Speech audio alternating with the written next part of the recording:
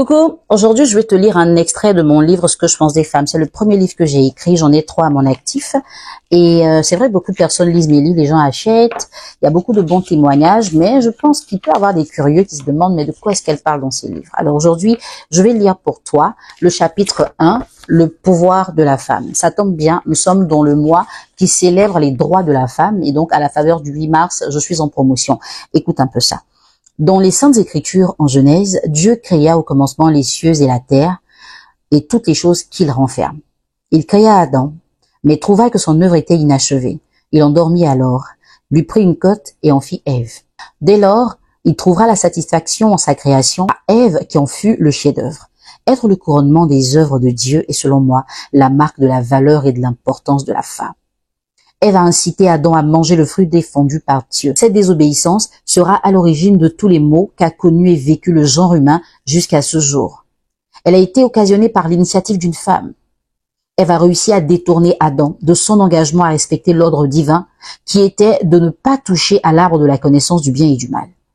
Bien qu'il soit le maître de la femme, Adam s'est laissé dompter par Ève qui a exercé sur lui une influence et une domination psychologique.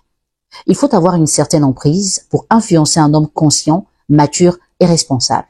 Mesdames, n'oublions pas que nous sommes toutes descendantes de Ève, la femme créée par Dieu à partir d'une des côtes de l'homme, également celle qui a détruit l'homme soumis et respectueux qui était Adam. J'utilise ici cette illustration pour vous faire comprendre quel pouvoir et quelle influence nous pouvons exercer si nous le voulons. Il est vrai que vu sous cet angle, le pouvoir de Ève est destructeur.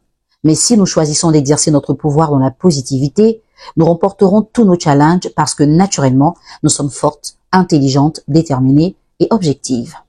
Malheureusement, nombreuses sont ces femmes qui n'ont pas encore conscience de leurs atouts. Le manque de confiance et la sous-estimation qu'elles ont de leur personne sont autant de barrières à leur épanouissement moral, spirituel et social. Pourquoi s'aliéner par autant de préjugés? Pourquoi se résoudre à toujours tendre la main aux hommes alors que nous sommes, de par notre constitution, prédestinés à être des forces d'influence dans leur vie?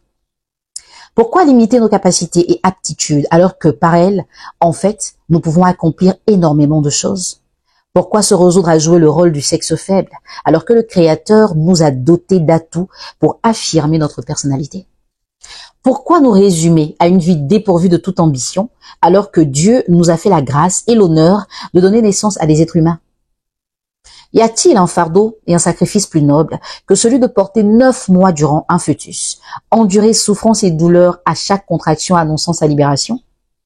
Et surtout, mobiliser tous les éléments de notre corps et puiser jusque dans nos ultimes ressources pour le sortir de nous, verser notre sang et la seconde d'après, oublier toutes ces douleurs à la vue de l'être qui nous les a causées? Il n'y a que la femme pour accomplir cet exploit. Et cela est un privilège qui nous est accordé par le Créateur lui-même, qui nous a fait à cette fin.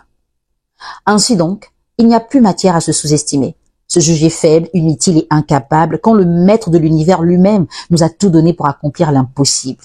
Je dis non, cessons de nous emprisonner dans le cocon d'une vie sans objectif, sans vision et sans idéal. Nous débordons de valeurs et de potentiel.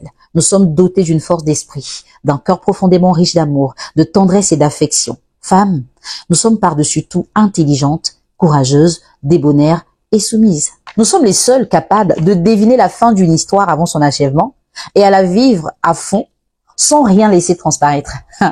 La femme entend tous les jours les mensonges que lui débitent les hommes. Elle les écoute attentivement et patiemment, leur sourit et leur pardonne tout. La femme accepte bien volontiers de ranger ses diplômes au placard au nom de l'amour pour jouer le rôle de ménagère parce qu'ayant compris que pour sa progéniture, aucun sacrifice n'est assez grand. Alors, tu vas lire quand ton livre? Livre qui est chic là, quand tu écoutes l'extrait, tu sais. Quand on m'a te dit d'aller acheter pour lire, c'est pour dire moi je n'aime pas lire. Mais tu cherches quoi dans son téléphone? Tu as envie de pleurer un peu? Ok. C'est pour éviter que tu pleures bizarrement comme ça, que je t'ai écrit tout ça. Va acheter tes livres, tu vas lire, tu vas arrêter de pleurer. Si tu n'es pas au bon endroit aussi, tu sauras. C'est pas mieux.